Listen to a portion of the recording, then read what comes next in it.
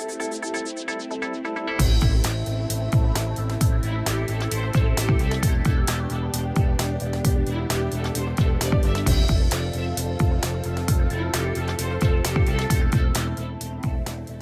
National Retail Federation predicts full-year retail sales in the United States for 2009 will fall 0.5%.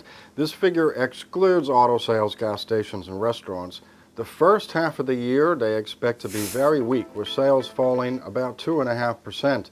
They expect a slight improvement for third quarter, where sales would be about 1% lower than 2008, but they expect fourth quarter sales to increase 3.6%, and they say that this is an easy increase given the contraction of sales in fourth quarter 2008.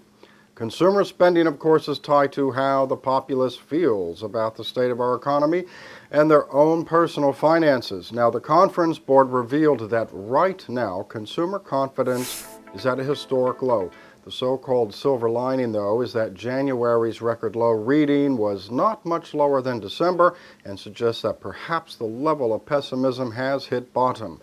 Nearly half of adults in the United States said conditions are very bad. Only 6% said economic conditions were good at the present time.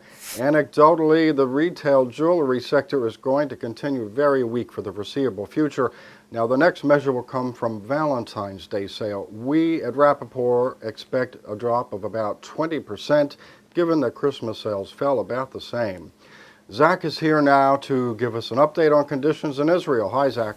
Well, we've been feeling the retail demand slide here for months now, Jeff, but at least for this week I'll be conservative and say that even though the trading is very slow, it's not getting worse. Maybe that is our new good for the first half. We'll have to wait and see. Diamond dealer and manufacturer Adili Gzil was the latest in Ramat Gan to file for bankruptcy.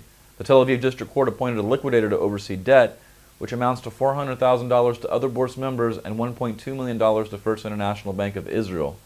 As for a look into the local market, what trading we are seeing is being directed overseas and not to fellow bourse members.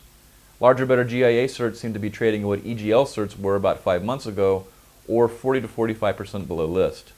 For diamonds without a cert, there is virtually no demand.